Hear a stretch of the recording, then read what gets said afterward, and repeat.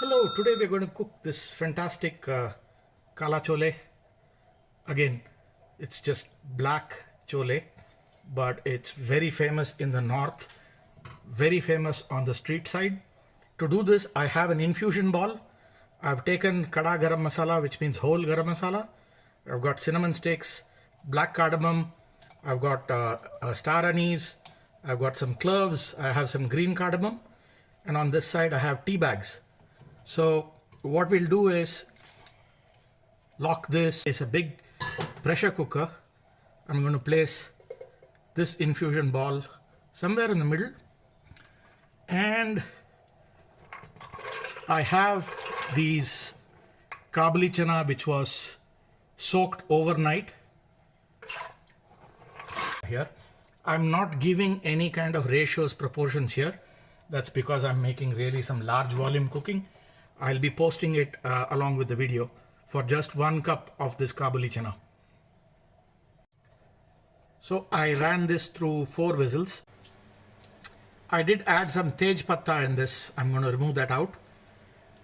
And what I'm going to do is get this infusion ball out. What we'll then do is empty this water out and save it and keep the chana separately. So we'll take a wok, just about 1 tablespoon oil, and what we're going to do is saute onions. We'll add a little bit of salt so that it cooks fast. We don't want this to cook fully. The intent for us to do this is not to blend raw onion. Instead, if you just cook it a little and blend it, it doesn't turn bitter. So this is beginning to turn translucent. 1 green chili. This is what is going to give you the spice. I'm making it for a bunch of party goers who don't like too much spice. Some ginger and some garlic. So I have blended the onions.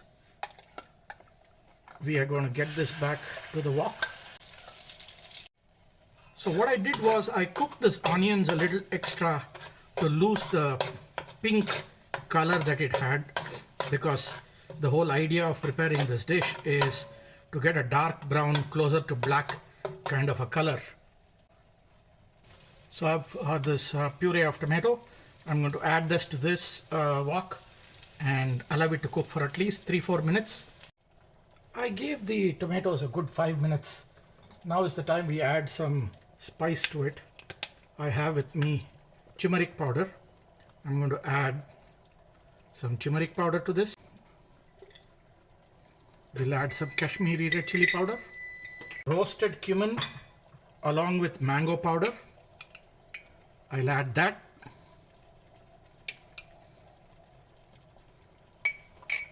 I have with me coarsely ground coriander. I have also dropped in a mace flower in it. We'll drop that. What we'll do is add pomegranate powder. There we go. A little bit of garam masala. Not too much, just a little bit. And this dish, we will not be using white salt. We will be using black salt. So I'll add some black salt to this as well. We'll give this a good mix and cook till the oil separates from this dish. So we'll continue to stir it from time to time. It could take 20 minutes. So you need to cook this till the oil separation occurs. It's a very important milestone when you're using tomato as a gravy. For example, if you add meat into it before it's cooked, your meat is going to turn rubbery.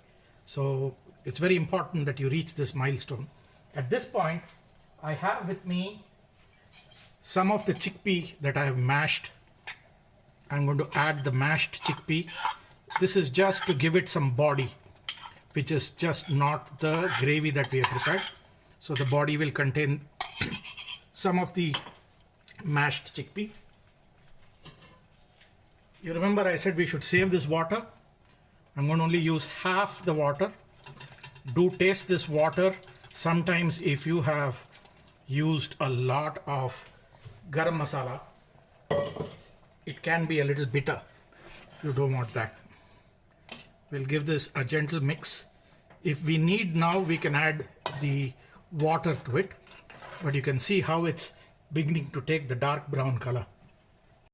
So after adding the mashed chickpea, I also had fried a little bit of potatoes on the side. It's purely optional. We'll add them. One of the things to fry it and put it is so that it doesn't get mashed into the dish. It will remain whole. We'll add this. We'll let this now come to a boil. So this has begun to come to a boil. I have with me the chickpea. We'll add that. Prior to this, remember to taste the salt. Now is the time to add the salt. You don't want to add the salt later. And also remember the water that we used from boiling this is full of garam masala in it. So that's the reason why I added very little garam masala to this dish. There we go. And once this is boiled once, just let it come to a rolling boil once and let it be. We'll then garnish this and it's ready to eat. I've transferred this chole and we're going to garnish this. I didn't want to garnish it in the wok. That way the presentation would have got lost. What we want to do is take 2 spoons of ghee and heat it and allow it to smoke. When it smokes, turn down the flame. So this is smoking. I'm going to turn it off and we'll add some roasted cumin powder to this. We'll add a little bit of Kashmiri red chili powder. I'm just being conscious of how much I'm putting in this.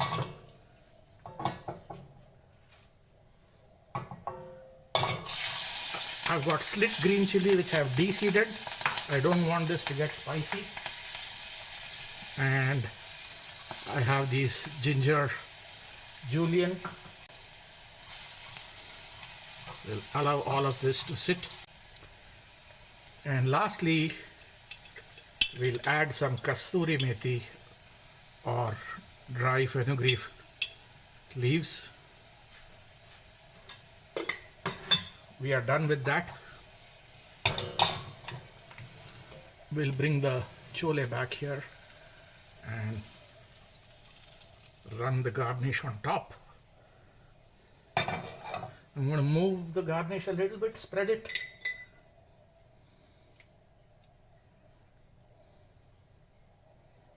There we go. And nothing like topping off some cilantro. And we're done.